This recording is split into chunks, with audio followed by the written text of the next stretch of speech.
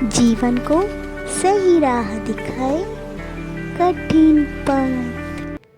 ए मूर्ख, तू इस मनुष्य शरीर को प्राप्त करके चाहे जितना धन कमा ले, चाहे जितना भोग भोग ले, यहां से खाली हाथ जाएगा। तेरे नेत्र बस रूप देखने में, इंद्रियां भोगों में, शरीर नाना प्रकार की वासनाओं में लगाए हुए हो, क्या तेरे हाथ लगेगा? नरदेह मिदम बहु साधना कम। अरे बहुत प्रकार की साधना करके इसको पावन करके भगवत प्राप्ति कर ले, इसलिए मानव देह मिली हुई है। किनको भगवत प्राप्ति होती है? कैसे आचरण होते हैं जिनसे भगवत प्राप्ति होती है? बोले भगवत साक्षात्कार के लिए ये बातें अवश्य होना चाहिए। पहला, गुरु चरणाश्रय। दूसरा, गुरु मंत्र नाम का अनुष्ठान। तीसरा, गुरु की आज्ञा के अंतर्गत साधु सेवा।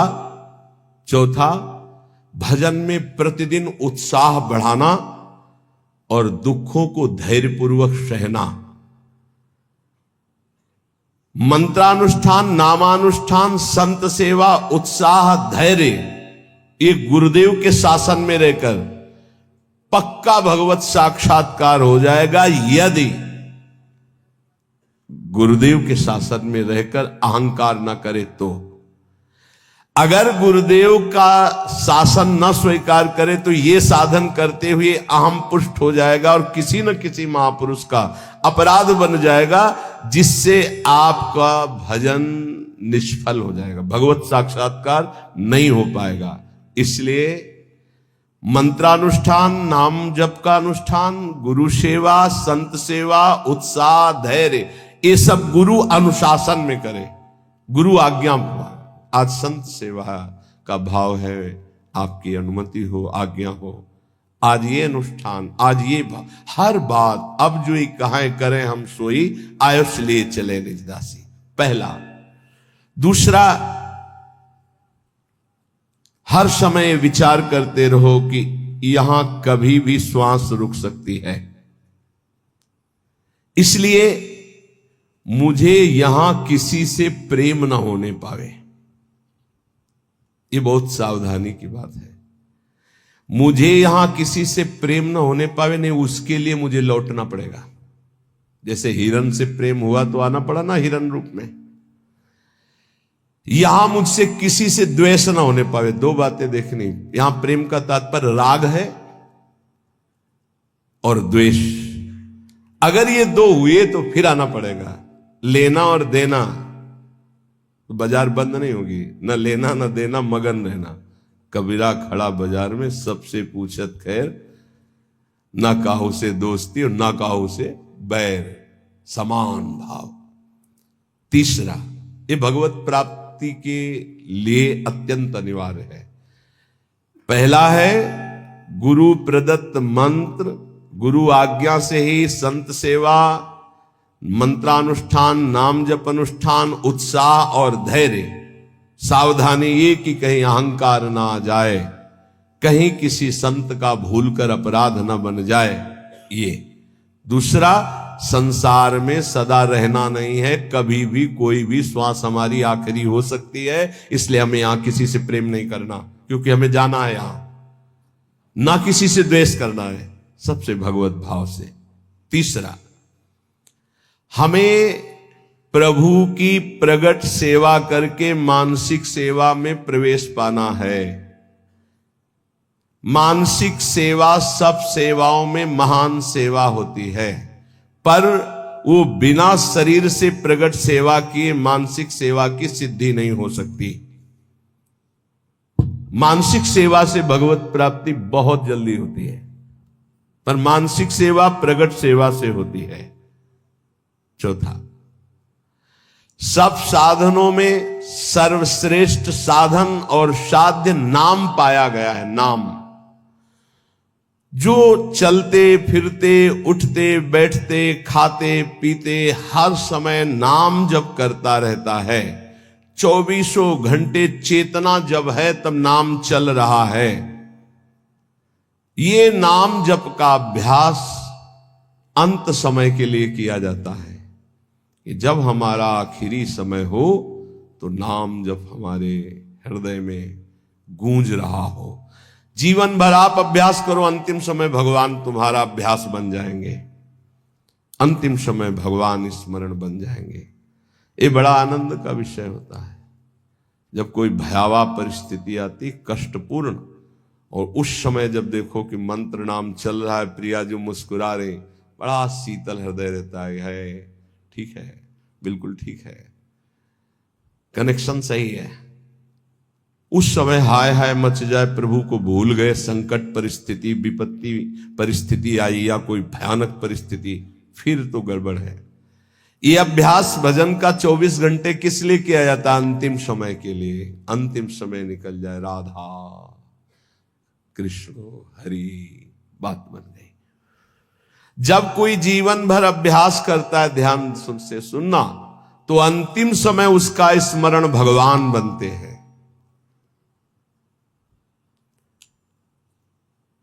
भगवान में अनन्य भाव आ जाना, बस बिल्कुल भगवत साक्षात्कार होने वाला ही है।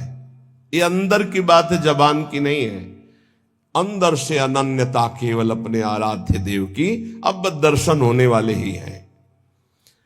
शरणागति का मर्म है पूर्ण आत्मसमर्पण। ये आत्मसमर्पण बिना गुरुदेव के नहीं होता।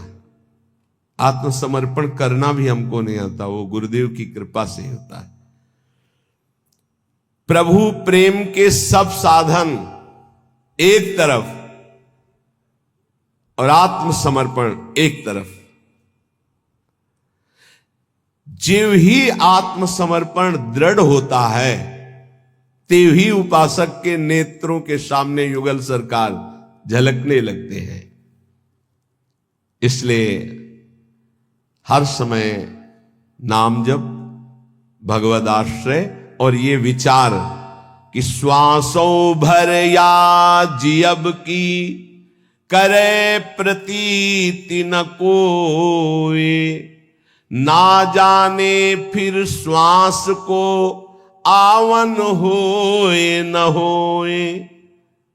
राधा राधा राधा। अगर हमारी यही आखिरी श्वास है तो हमारा काम बन गया। आखिरी श्वास किसे कहते हैं समझना।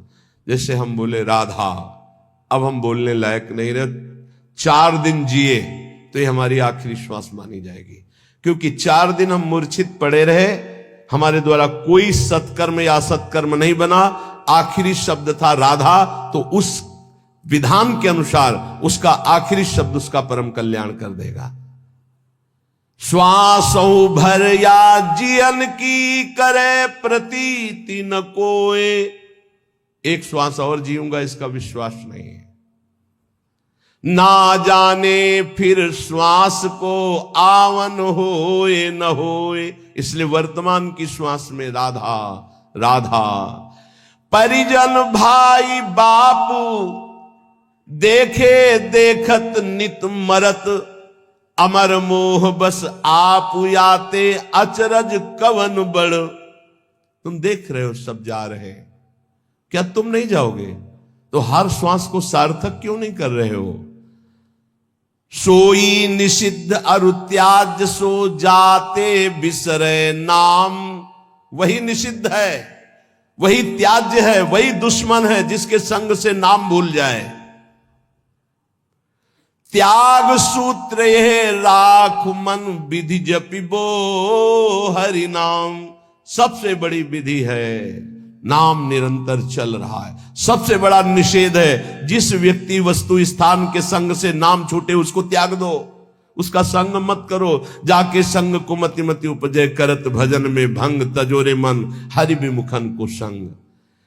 जीने को फल पी तब ही जब 8 पहर तब नाम, पी तेरो सुमिरन बिना जीवो कौने काम। प्यारे, तेरे जीवन का परम लाभ यही कि हर समय तेरी जिह्वा से नाम चलता रहे।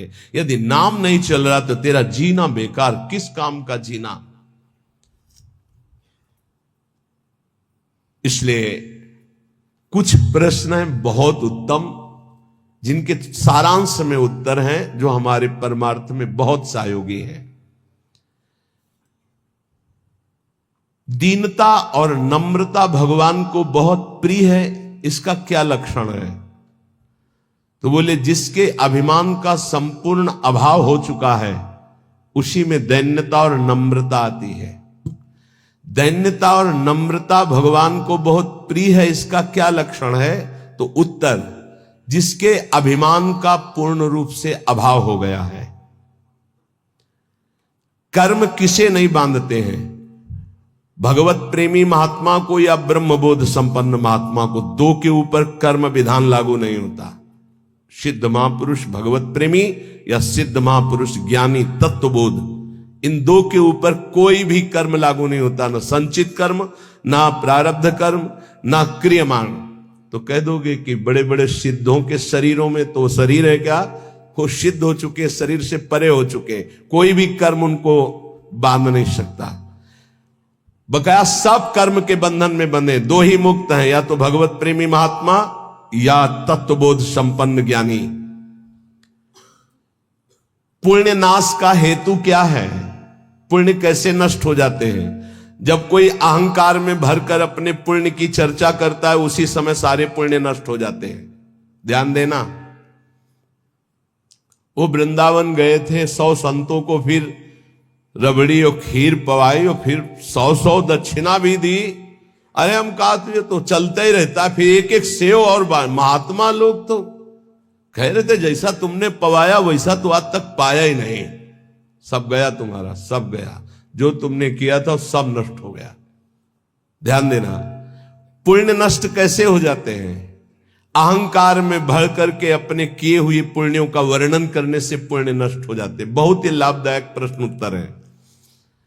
4 लोग बैठे, वो प्रयाग गए थे तीर्थ, संगम में 4 बजे स्नान किया, फिर ऐसा सर्दी तो थी पर हमने कहा ऐसा, और हमने दान भी दिया, वो सब जा रहा है, सब नष्ट हो रहा है। कभी अपने सुकृतों को, अच्छे कार्यों को, भगवत कार्यों को प्रकाशित ना करे। पता नहीं लोगों के दिमाग में क्या भरा रहता है। अपने पुण्यों की गाथा अपने मुंह से अहंकार भर के जो करोगे वो सब नष्ट हो जाएगा। ध्यान देना, पुण्य क्षीण कैसे होते हैं? गुणों का अभिमान करके, गर्व करके पुण्यों का वर्णन करने से पुण्य क्षीण हो जाते हैं।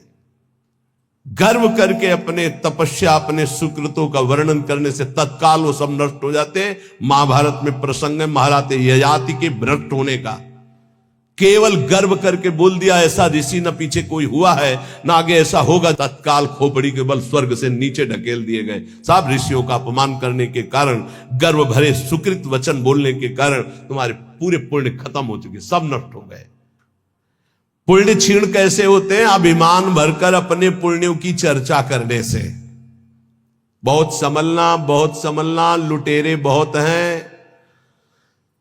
आप गए थे, अच्छा लगा होगा वृंदावन में, क्या क्या जैसे ठाकुर जी रखे वैसे चले। नहीं, सत्संग किए होगे, भजन साधन कुछ, क्या सत्संग भजन साधन, ठाकुर जी जैसे। बस किसी को अपनी थैली मत पकड़ाओ, नहीं सब खत्म कर देगा वो। हाँ वो गए थे फिर ऐसा फिर वैसा, नहीं चुप शांत, क्या ऐसे जैसे हम अपनी असत गलतियों को कभी प्रकाशित नहीं किए, तो सत बातों को क्यों प्रकाशित करें? ये तो अच्छी बात है, इसको छुपाओ। असत बातों को प्रकाशित करो। मेरे जैसा नीच कैसे, ऐसा ऐसा हमसे हो गया। हिम्मत हो तो बोलो, बोलने की हिम्मत नहीं होगी क्योंकि दुर्गति होनी है। जो पुण्य बचे उनको बोल बोलकर खत्म कर दिया जाता है। शुद्ध भाव, भगवत भाव किसके हृदय में जागृत होता है? जो सबसे ममता शून्य होता है।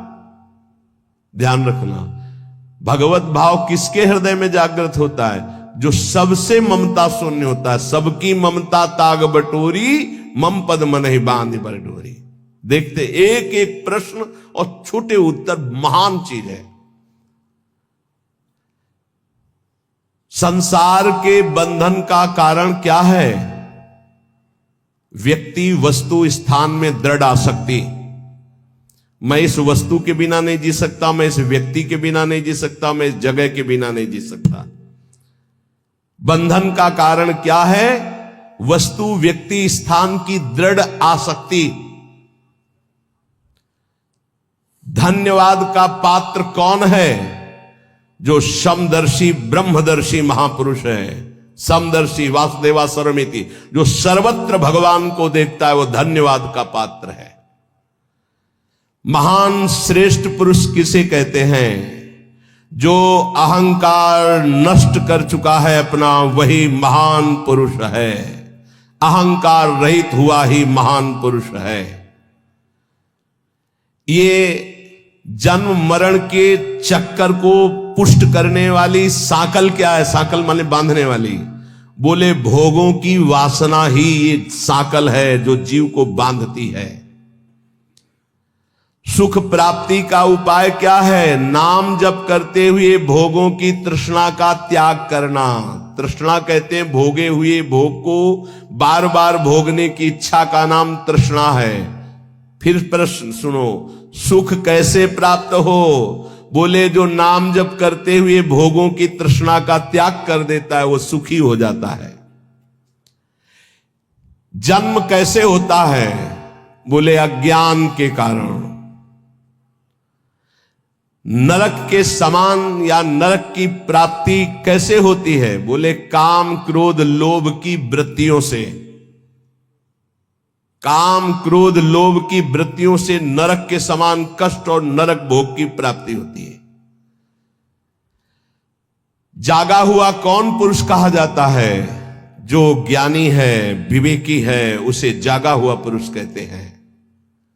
सबसे बड़ा दुश्मन कौन?